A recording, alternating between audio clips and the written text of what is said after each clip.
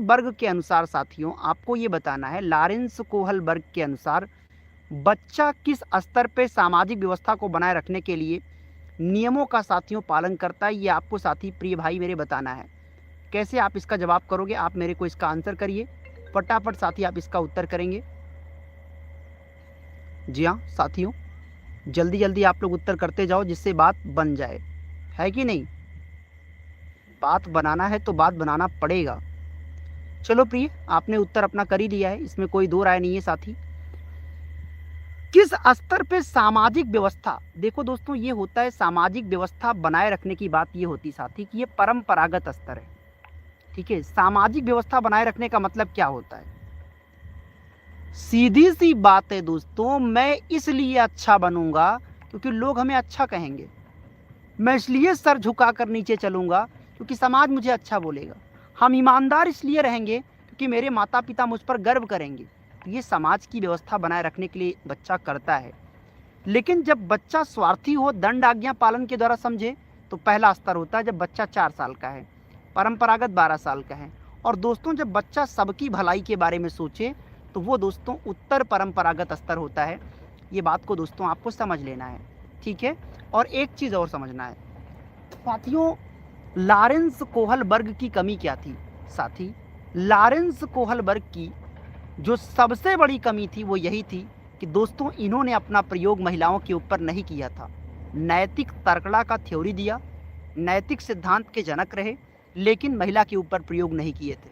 आगे दोस्तों आ जाओ, अगला प्रश्न आपकी स्क्रीन पर है, हिंदी शिक्षण में बहुभाषिकता को किस रूप में लेना चाहिए साथियों। मान लो क्या, हर क्लास में अगर आप देखोगे तो हर भाषा के लोग हैं, अपनी ही क्लास ले लो, इसी क्लास में कोई बघेली बोलता है, कोई अवधी बोलता है, कोई भोजपुरी बोलता है, कोई मराठी बोलता है, हर तरह की बोली बोलने वाले बच्चे हैं। तो एज ए अध्यापक आप इसे किस रूप में लेंगे, समस्या के रूप में? जी नहीं। बाधा के रूप में? जी नहीं। ये आपके लिए एक संसाधन है साथियों, ये आपके लिए एक पूंजी है, सिंपल सी बात है। तो आपका दोस्तों जो उत्तर होगा ऑप्शन सी। अब पेपर में क्या हो सकता है आपके साथ में, जहाँ पे ये संसाधन लिखा है दोस्तों वहाँ पे ये लिख देगा वो कि बहुभाषिकता हमारे लिए एक पूंजी है, तो भी सही है। बहुभाषिकता हमारे लिए हमारी अस्मिता का निर्माण करता है, ये भी सही है। बहुभाषिकता हमारे लिए एक संसाधन है, ये भी सही है। तो ये बातें आपको दोस्तों याद रखना है कि पेपर में ऑप्शन बदलता है। हार्वर्ड गार्डनर के बहुबुद्धि के सिद्धांत के अनुसार संगीतकार में कौन सी बुद्धि होती है, बताओ दोस्तों। हार्वर्ड गार्डनर के सिद्धांत के अनुसार दोस्तों संगीतकार के अंदर कौन सी बुद्धि होती है, बताओ प्यारे कौन सी बुद्धि होगी। साथियों सब लोग जानते हैं कि वो हार्वर्ड गार्डनर जिन्होंने कहा एक बच्चा जो धरती पर जन्म लेता है उसके अंदर 10 तरह की बुद्धियां पाई जाती हैं, है तो 10 बुद्धियां, लेकिन इनमें से 9 की 9 बुद्धियां सो जाती हैं, सुसुप्ता अवस्था में चली जाती हैं। उनमें से एक बुद्धि कौन सी आगे निकलेगी। देखो बच्चे में चोर, डॉक्टर, वकील, इंजीनियर, शिक्षक, हर तरह की बुद्धि है, लेकिन कौन सी वाली बच्चे में निकल कर आगे आएगी, ये बच्चे के परिवार का वातावरण डिसाइड करता है। अब घर में अगर कोई संगीतकार है तो देखो संगीत वाली बुद्धि आ गई, म्यूजिकल बुद्धि आ गई, उसके अंदर ना लयबद्ध बुद्धि आ गई। घर में नेता टाइप के लोग हैं तो उसके अंदर अंतर्वैयक्तिक बुद्धि आ गई, है कि नहीं, ये चीज़ है। अच्छा एक पॉइंट आपको और कवर करना है साथियों, पेपर में ये भी आपसे पूछेगा कि हार्वर्ड गार्डनर की कमी क्या थी। तो दोस्तों वो हार्वर्ड गार्डनर जिन्होंने बहुबुद्धि का सिद्धांत दिया था, और इनके हिसाब पे दोस्तों इनकी जो सबसे बड़ी कमी थी वो यही थी, इन्होंने इतनी प्रकार की बुद्धियां बता दी कि इनका मापन कर पाना साथियों संभव नहीं हो सका। यही हार्वर्ड गार्डनर की सबसे बड़ी साथियों कमी रही, है ना। कर जाओगे प्यारे, अगले क्वेश्चन की तरफ आ जाओ भाई साहब। सबको समझ में आ रहा है कि नहीं आ रहा है, एक बार कमेंट में मुझे क्या करिए, यस टाइप करके बता दो कि हाँ सर समझ में आ रहा है। हाँ, अरुण शुक्ला, केपी सिंह, राजकुमार, जुबैर शेख, अफजल अहमद, रिंकू यादव, नीरज यादव, पुष्पेंद्र ठाकुर, श्वेता शर्मा, संगीता कुमारी, श्वेता कुमारी। देखो दोस्तों आपसे मेरी निवेदन है कि कभी भी आप, हो सकता है आपके पास बहुत पैसे हो सकता है आपके पास बिल्कुल पैसे ना हो, कभी भी गलत ट्रैक मत पकड़ना। गलत ट्रैक का मतलब बिना मतलब का कहीं पर जाकर ऑफलाइन बैच मत ज्वाइन करना। 10-10 हज़ार 15-15 हज़ार क्यों बर्बाद करते हो। मैं आपको वचन देता हूँ यार, सीटेड तुम्हारा निकलेगा ही निकलेगा। टॉपर बनोगे चाहे नहीं बनोगे, लेकिन 105 110 नंबर ये मैं आपको लिख कर देता हूँ भाई साहब, नहीं फंसोगे आप। बस सही तरीके से जितना कह रहे हैं उतने करो। भाषा की क्लास में कहानी सुनाने का उद्देश्य क्या है, ये बताओ। एक टीचर कहानी क्यों सुनाएगा? सबको पता है कि जब एक टीचर जो पढ़ा रहा है वो छोटे बच्चे को पढ़ा रहा है, छोटा बच्चा प्राइमरी का है, उसको नहीं पता होता है कि वो क्यों पढ़े। ऐसे में हर टीचर कहानी इसलिए पढ़ा रहा है कि पहले बच्चे के ध्यान को खींचा जा सके। जब बच्चा सुनेगा तो उसकी कल्पना शक्ति बढ़ेगी, उसकी नैतिक शक्ति बढ़ेगी, उसकी चिंतन शक्ति बढ़ेगी। तो शांत रखने का तो कोई मतलब है नहीं, मैंने अभी बताया। किसी को ज़्यादा दबाने की कोशिश करोगे तो और विकराल रूप लेगा। वो कहते हैं ना साथी कि ये ज़िंदगी रेत की ढेर की तरह है, इसको जितना तुम पकड़ने की कोशिश करोगे फिसल जाएगा। केवल केवल तो निगेटिव वर्ड है, और व्याकरण भी एक प्रकार का निगेटिव वर्ड है, याद करना भी निगेटिव वर्ड है। राइट आंसर कल्पना शक्ति, ऑप्शन बी। विकास का सिफेलो काउडल का नियम क्या बताता है? साथियों, विकास के तो कई नियम हैं, हर कोई जानता है, लेकिन मैं आपको बस इतना संदेश दूंगा, इतना आपको मैं संदेश देना चाहूँगा साथियों, कि विकास के बारे में मैं आपको 10 से 15 पॉइंट बताऊंगा, लेकिन इसमें 10 लाइन तो एकदम तैयार कर लो प्यारी। विकास जो होता है वो सिफेलो काउडल अगर कहे ना तो इसको हिंदी में कई बार शीर्षगामी लिख कर आएगा। शीर्षगामी लिख कर आएगा। क्या लिख कर आएगा? शीर्षगामी। और शीर्षगामी का मतलब विकास जो है वो सिर से पैर की ओर है। और अगर आपसे पूछे कि विकास का अधोगामी सिद्धांत, देखो ध्यान दो, अगर सिफेलो काउडल कहे तो सा से सिफेलो, सा से सिर। और अगर आपसे अधोगामी कहे तो इसका एक ट्रिक याद रखना। अगर पेपर में आता है कि विकास का अधोगामी सिद्धांत क्या कहता है, तुरंत दिमाग लगाना। सर बोले थे कि अधोगामी का मतलब होता है शरीर का आधा भाग। शरीर का आधा भाग साथियों आपका पेट होता है। पेट मतलब आपका केंद्र हो गया। तो जब विकास केंद्र से बाहर की ओर हो तो उसको अधोगामी कहते हैं। और एक चीज़ और दोस्तों, विकास कभी भी रेखीय नहीं होता, इसको भी नोट रखना दिमाग में। क्योंकि विकास कभी बताओ ऐसा हो सकता है एक लाइन में? नहीं।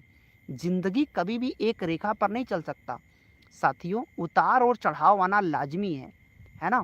विकास वर्तुलाकार होता है, मतलब ऐसे अप्स एंड डाउन से लगे रहते हैं, है ना। और एक चीज़ और, अंतिम पॉइंट मेरा है कि विकास साथियों सामान्य से विशिष्ट की ओर होता है। क्यों? क्योंकि मैंने आपसे क्या कहा कि जब बच्चा धरती पर जन्म लेता है तो सारे बच्चे सामान्य ही होते हैं, बाद में बच्चा अपने कर्मों से विशिष्ट बनता है। समझ गए ना? चलिए आगे। हिंदी लेखन को सिखाने के लिए कौन सा तरीका सबसे उपयुक्त है? बताओ दोस्तों। अगर आप ये चाहते हो कि आपके स्टूडेंट में लेखन की कला बहुत बेहतर हो जाए तो इसके लिए साथियों आप क्या कहोगे? वर्णमाला को रटवा दिया जाए? नहीं साथी, रटवाना तो गलत है। सुलेख लिखवाओ, सही है। केवल एकदम गलत है।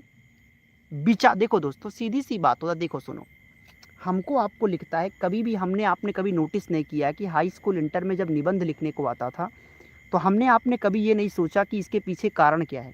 इसके पीछे साथी यही कारण होता है आमतौर पे कि हम सबको पता है निबंध जब कोई बालक लिखेगा तो निबंध तो एक पेज का होगा नहीं, निबंध तो 8-10 पेज लिखना ही पड़ेगा।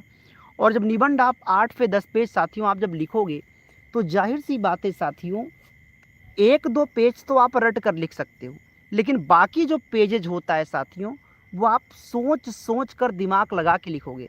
यानी इसमें बच्चे के विचारों की अभिव्यक्ति दोस्तों ज़्यादा बेहतर होती है। सॉरी। यानी वो जो प्रश्न बनाने वाला व्यक्ति है वो हमारे आपके विचारों को बढ़ावा देना चाहता है। Option B. आगे, स्किनर के अनुसार भाषा सीखी जाती है कैसे? स्किनर के अनुसार भाषा कैसे सीखी जाती है बताओ साथियों। स्किनर के अनुसार भाषा कैसे सीखी जाती है? देखो दोस्तों, पियाजे तो अमूर्त चिंतन की बात करते हैं। अमूर्त का मतलब ये होता है जिस चीज़ का उत्तर आप अपने दिमाग में सोच कर ही कर दो, वो अमूर्त चिंतन है। समाज में अंतःक्रिया करने की बात तो वाइगोत्स्की करते हैं, तो ये भी नहीं। जन्मजात क्षमता की बात चॉम्स्की करते हैं तो ये भी नहीं। स्किनर तो कहते हैं कि बच्चा नकल करके सीखता है, अनुकरण करके सीखता है। और आप ये भी जानते हो साथियों कि स्किनर ने पुनर्बलन शब्द पे जोर दिया था। स्किनर ने कहा था कि बच्चे के जीवन में अगर सकारात्मक चीज़ दोगे तो वो आगे बढ़ेगा, नकारात्मकता पैदा करोगे तो वो पीछे की तरफ जाएगा। अगले क्वेश्चन की तरफ आ जाओ। सतत और व्यापक मूल्यांकन का दोस्तों मुख्य उद्देश्य क्या होता है? साथियों मैं कई बार ये चीज़ पढ़ाया हूँ। सतत मूल्यांकन आप देखोगे तो सरकारी स्कूल में तो नहीं होता, क्योंकि सरकारी स्कूल में पैसे की बात नहीं है। ये प्राइवेट स्कूलों में होता है। हर 1.5-2 महीने पर एक परीक्षा होती रहती है। वो परीक्षा जानबूझकर की जाती है कि जिससे पैसा कमाया जाए। अब ये हो सकता है कुछ लोगों को बात बुरा लगे, इसीलिए मैं पहले ही बता देता हूँ कि मेरे को उसमें फंसना नहीं है।